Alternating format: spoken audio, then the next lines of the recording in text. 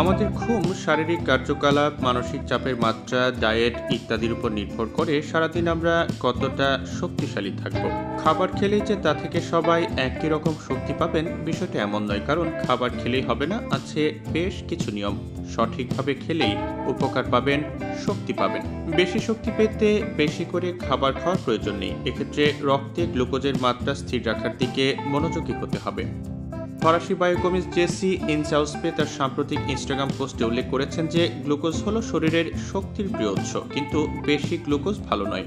আপনি যদি শরীরকে খুব বেশি গ্লুকোজ দেন তবে বেশি শক্তি পাবেন না, পাবেন খুব অল্প। শরীরে গ্লুকোজের পরিমাণ বেশি হয়ে গেলে মাইটোকন্ড্রিয়া চাপে পড়ে, এর ফলে দীর্ঘস্থায়ীভাবে ক্লান্তি দেখা দিতে পারে। আমরা যখন চিনি খাই তখন ডোপামিনের ক্ষরণ বেড়ে যায়, এর ফলে আমরা তাকে শক্তি ভেবে ভুল করে থাকি। ভেতর থেকে নতুন শক্তি বাড়াতে সাহায্য করার জন্য গ্লুকোজের মাত্রা স্থির রাখা খুবই গুরুত্বপূর্ণ। হার্বার্ট হেলথ বলছে যে শাকসবজি, গোটা শস্য এবং স্বাস্থ্যকর তেলের উপর জোর দিয়ে বিভিন্ন ধরনের অপরিশোধিত কার্বোহাইড্রেট, প্রোটিন এবং চর্বি সহ সুষম খাদ্য খাওয়া গুরুত্বপূর্ণ। জেনে নিন খাবার থেকে বেশি শক্তি পেতে চাইলে কি করবেন।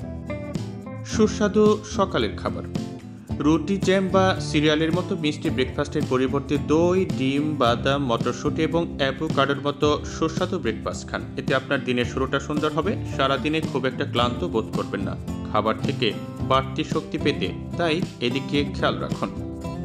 প্রথমে সবজি খান।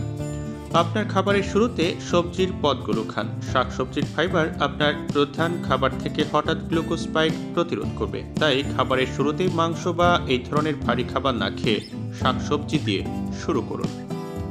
ভিনেগার ড্রেসিং, খাওয়ার আগে 1 গ্লাস পানিতে 1 টেবিল চামচ ভিনেগার মিশিয়ে পান করুন বা আপনার ভেজিটেবল স্টার্টারে সামান্য মিশিয়ে নিন। ভিনেগারে অ্যাসিটিক অ্যাসিড রয়েছে যা এনজাইমকে ধীর করে দেয়, যা কিনা খাবারকে গ্লুকোজে রূপান্তর করে। পুরো ফল খান।